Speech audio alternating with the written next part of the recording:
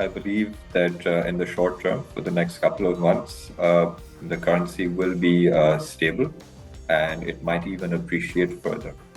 Well, there's been one significant development on these lines. Basically, we just got into the IMF program, and that's a material change for the financial markets of Pakistan. Because up until June 30th, market participants were expecting imminent default. The government was to default within this year, within FY24, and that is why the currency, the dollar, had appreciated so much. Your stock market valuations are at all-time lows. So this, after re-entering into the IMF program, this material risk has been mitigated. So we expect the currency will remain stable and it might even appreciate further. And besides that, the stock market has, started rallying. It's gone up almost 10% in this past week, and the currency has appreciated about almost, 8 rupees now. Yeah.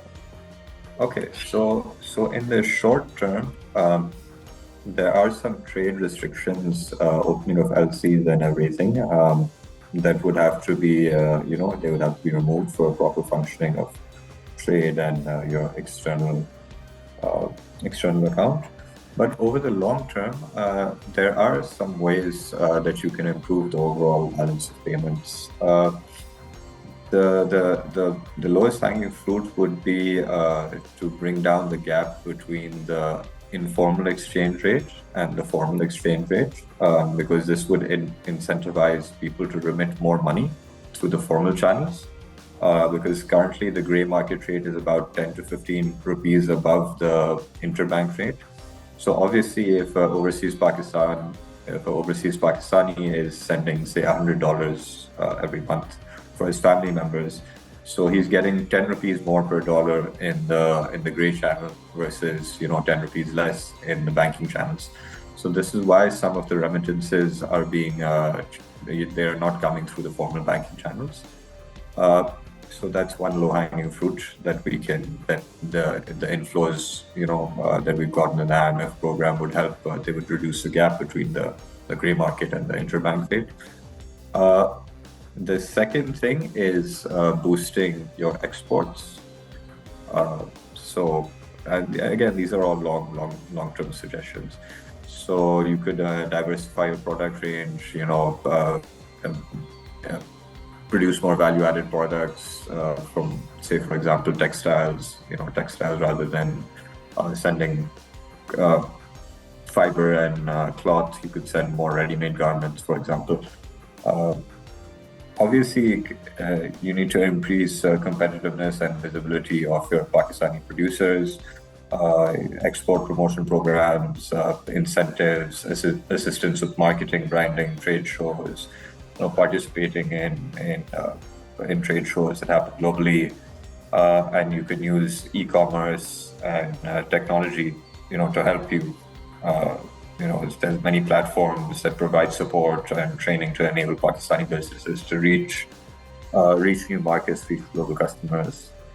So that's on the exports front, and then the big elephant in the room is imports. Let's say Pakistan imported $80 billion worth of goods in 2022, which has shrunk to about $55 or $57 billion in FY23.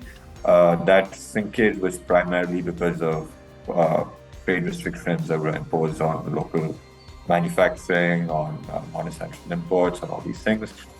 So primarily, the country needs to work towards import substitution. So there needs to be a plan to produce finished goods that are currently imported and basic materials that, Pakistan is very rich in basic materials. But unfortunately, they aren't. The infrastructure isn't developed.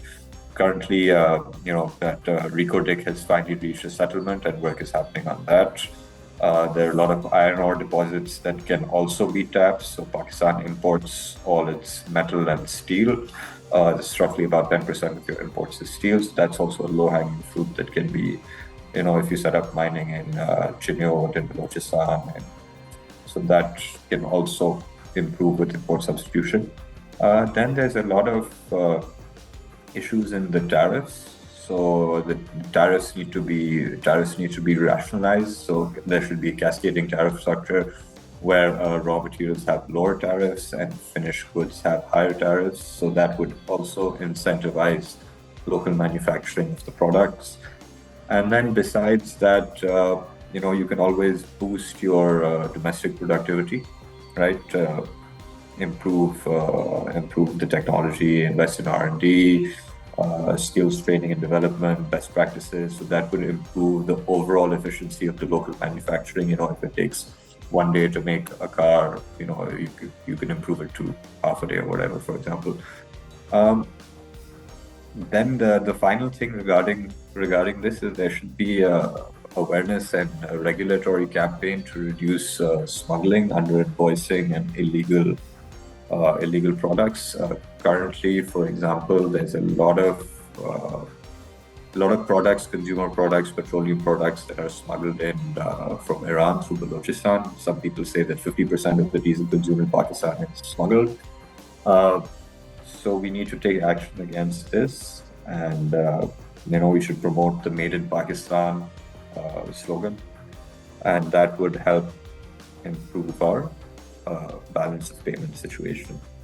So obviously, once the balance of payment situation is under control, and you're consuming as much as you produce, or the equation is balanced, then the currency will remain stable or stop appreciating in the future over the long term.